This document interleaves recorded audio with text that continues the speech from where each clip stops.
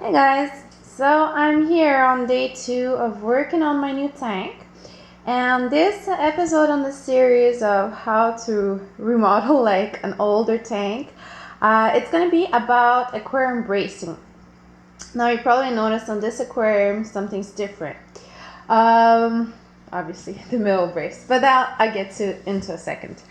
So yeah, when you acquire an older aquarium, a used aquarium, or it's your own aquarium, but it's done its time, you have to make sure that the braces are still intact and they're still holding.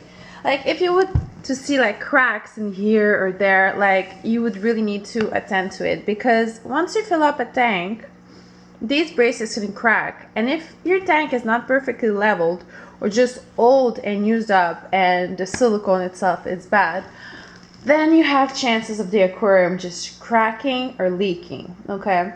So you have to have a strong brace regardless whether it's this type of black brace or glass brace you put on it, but you really need some support on the top. Like tanks, like let's say this 40-gallon, there is no brace on it, okay?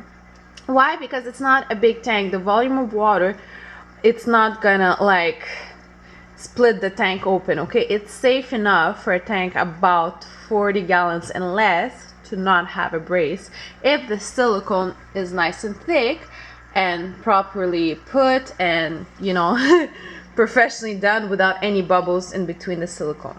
So this is like a 40-gallon tank, no brace. But once you go into something bigger than 40 gallon, you need a brace just for general support. Now I'll show you braces that you can do for under 100 gallon, okay? Very, very easy. Let's say this aquarium is like an older style 90 gallon, okay? And this was originally braced, but when I bought it, it was secondhand, and the braces were falling off from the top and the bottom all at the same time.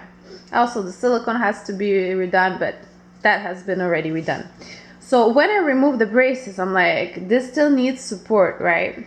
So what I did, I simply braced it from the top. You see this triangular little shape? I don't know if I'm probably zooming in.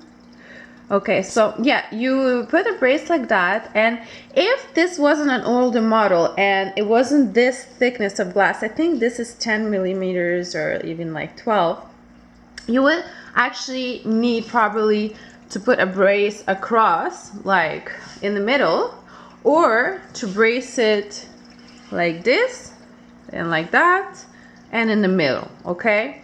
But since this one is a thicker glass, it will hold stronger, and I've redone the silicone.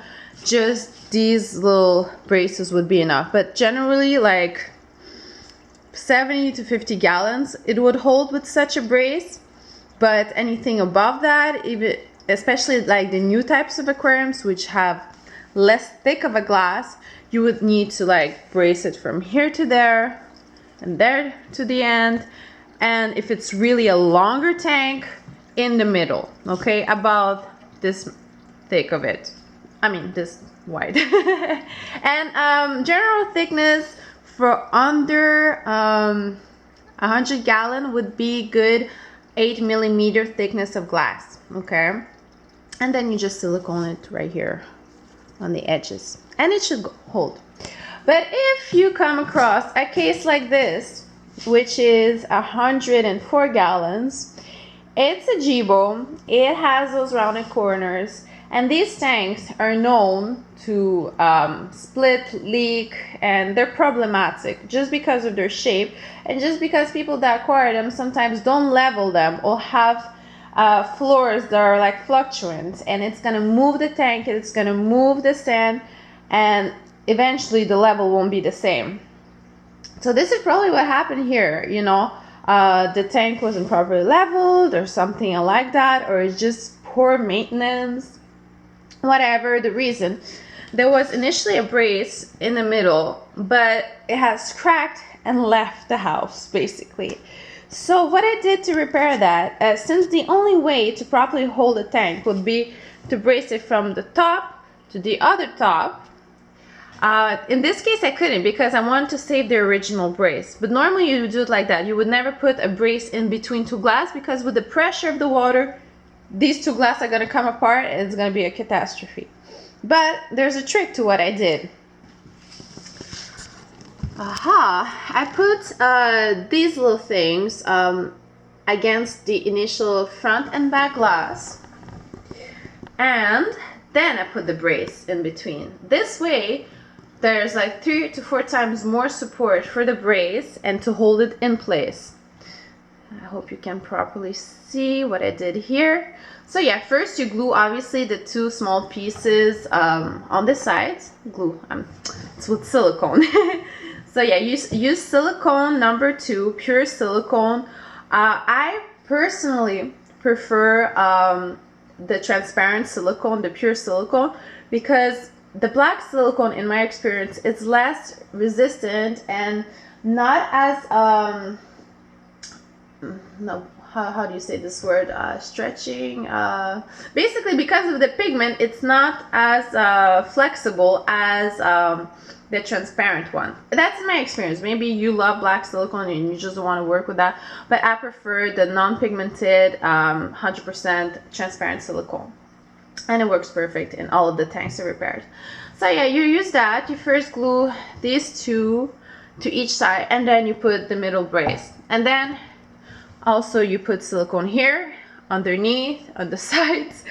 Like, you double tap everything you do in here, and that way when you're gonna have water in this tank and it's gonna put pressure on each side, this brace is gonna hold in place regardless whether floors are gonna move a little bit or not. But preferably, please put your tank on a stand that has been leveled on solid floors. Don't be like on the 3rd floor of an apartment building with unstable floors from the 70s. Don't do that, okay? You need to put big tanks on stable floors.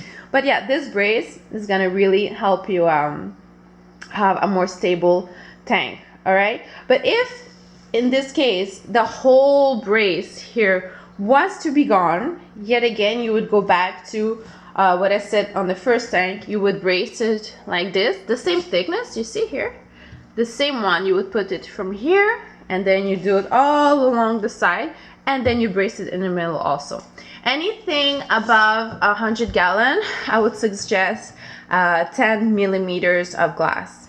That's the thickness, you see? 10 millimeters for the glass.